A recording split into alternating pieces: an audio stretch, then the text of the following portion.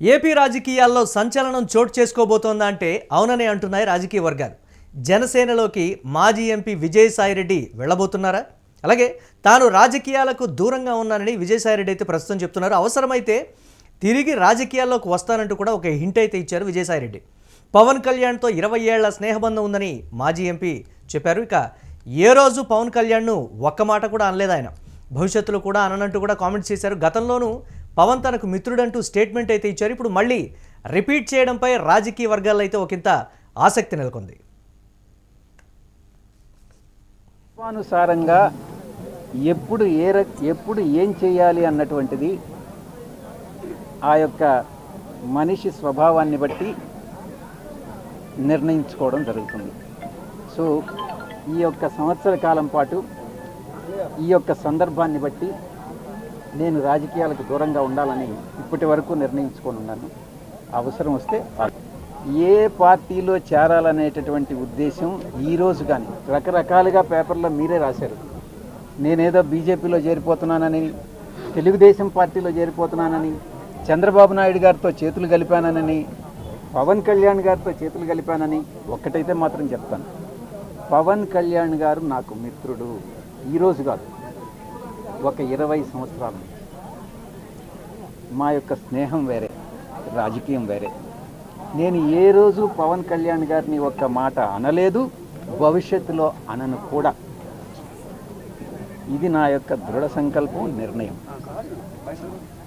ఇక రాజకీయ రంగ ప్రవేశం అన్నటువంటిది పరిస్థితులను బట్టి ఏ రకంగా నేను నిష్క్రమించానో అవసరమైతే తిరిగి రాజకీయాల్లోకి రావడానికి కూడా నేను సిద్ధంగా ఉన్నాను.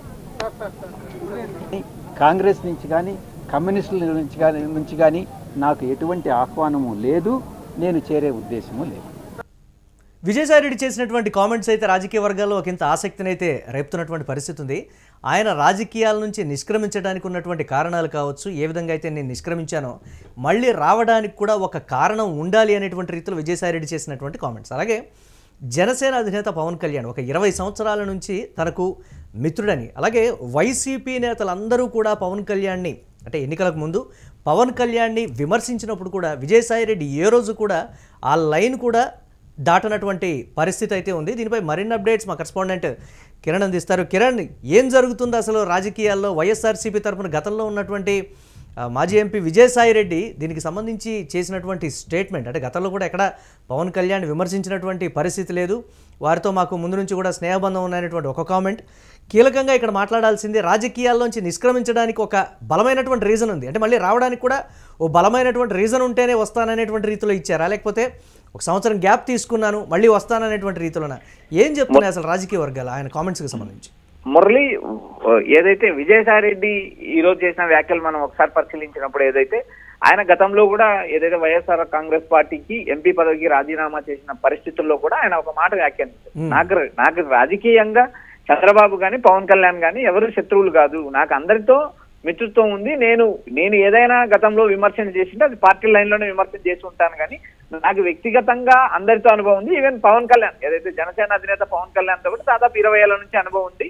నేను ఎక్కడా పవన్ కళ్యాణ్ విమర్శించిన పరిస్థితి కూడా లేదు. అంటే ఆయన కొత్త రాజకీయ చర్చకు తెరదీశారు. ఏదైతే ఆయన గత సంవత్సరం నుంచి ఎంపీ పదవికి వైఎస్ఆర్సీపీకి ఎంపీ పదవికి రాజీనామా చేసిన తర్వాత ఆయన దాదాపు నేను రాజకీయాలకు నిష్క్రమించానని చెప్పడం కూడా జరిగింది. తిరిగి రాజకీయాలకు రానని ఆ రోజు ఉన్న కారణాల వల్ల, ఆ రోజు ఉన్న ఇబ్బందుల వల్ల ఆయన చెప్పడం జరిగింది. అయితే ఈ రోజు ఆయన చేసిన వ్యాఖ్యలు మనం పరిశీలించినప్పుడు ఒకవేళ తిరిగి రాజకీయాల్లోకి అడుగు పెట్టే అవకాశాలు స్పష్టంగా కనబడతాయి. గతంలో ఏదైతే ఆయన బీజేపీలోకి వెళ్తాడని చెప్పి కొంత ప్రచారం జరిగింది.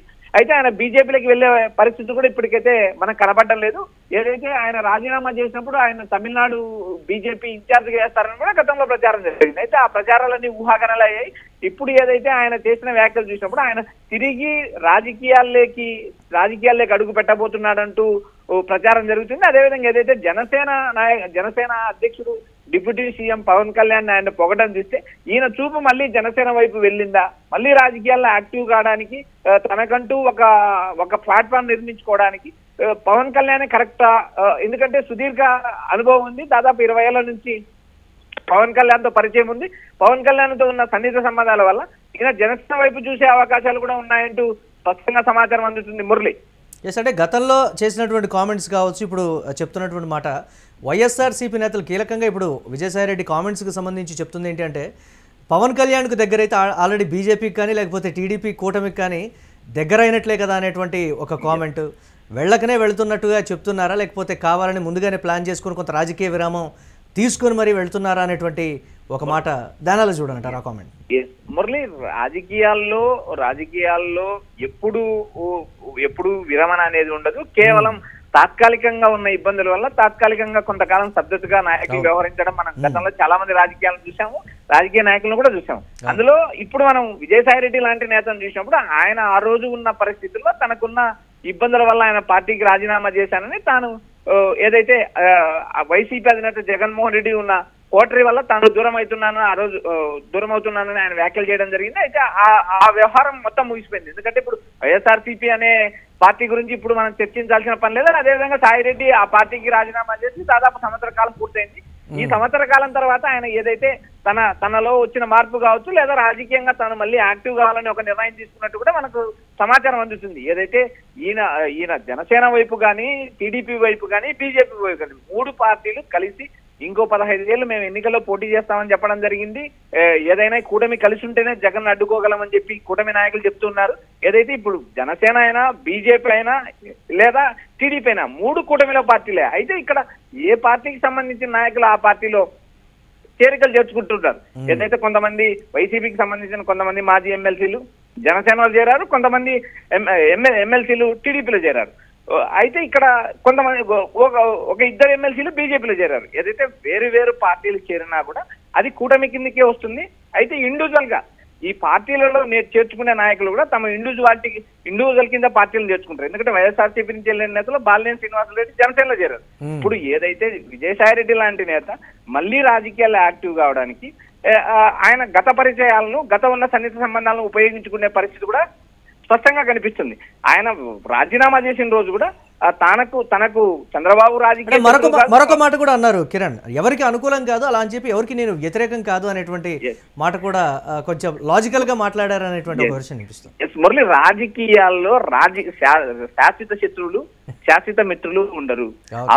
అవకాశం మాత్రమే రాజకీయాలను నడిపిస్తుంది. ఒక అవసరం కొద్దీ మరో రాజకీయ పార్టీని దరి చేరాల్సిన పరిస్థితి నాయకుడికి ఉంటుంది, చేర్చుకోవాల్సిన అవసరం కూడా పార్టీకి ఉంటుంది. రాజకీయాల్లో పార్టీలు మారడం అత్యంత సహజం. అధికారం ఉన్నా లేకపోయినా పార్టీలు మారడం అనేది రాజకీయ నాయకులు జనరల్ గా చేస్తూనే ఉంటారు, చూస్తూనే ఉంటాం. ఇప్పుడు విజయసాయిరెడ్డి కూడా తాను ఆ రోజు వైఎస్ఆర్సీపీకి రాజీనామా చేశారు, తర్వాత కొంతకాలం సద్దతుగా ఉన్నారు.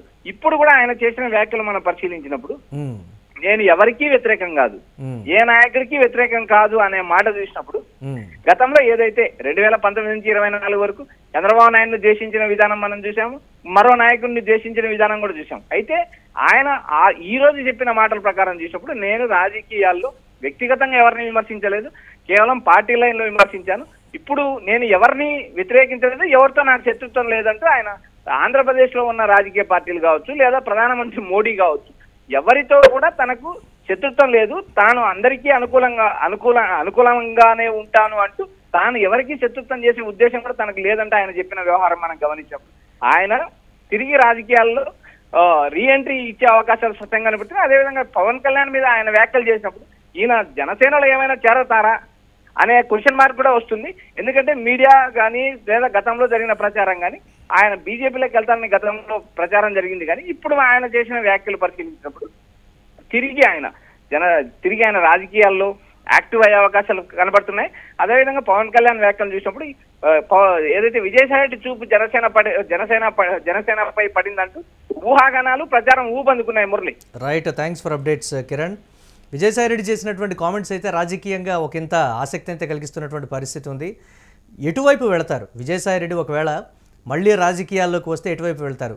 సుదీర్ఘకాలంగా తనకున్నటువంటి స్నేహ సంబంధం రీత్యా జనసేన పార్టీలోకి వెళ్తారా, లేకపోతే తనపై ఉన్నటువంటి ఇతరత్ర కేసులకు సంబంధించి కూడా విజయసాయిరెడ్డి ఇప్పుడు భయపడుతున్నారు, మళ్ళీ రాజకీయాల్లోకి వచ్చి భారతీయ జనతా పార్టీలో చేరతారు, లేకపోతే చంద్రబాబు నాయుడు పార్టీలో చేరతారు, టీడీపీలో మళ్ళీ కీ రోల్ పోషిస్తారు అనేటువంటి మాటలు రకరకాలుగా చెప్తున్నప్పటికీ విజయసాయిరెడ్డి మాత్రం ఒకటే చెప్తున్నారు, నేను ఏదైతే కారణంతో ఆ పరిస్థితుల మధ్య రాజకీయాల నుంచి నిష్క్రమించానో మళ్ళీ రావాలి అని అంటే అటువంటి బలమైనటువంటి కారణం కావచ్చు, అటువంటి పరిస్థితులు కానీ ఉంటేనే వస్తాను అని చెప్పకనే చెప్పినటువంటి బ్రేకింగ్ న్యూస్ చూస్తున్నాం.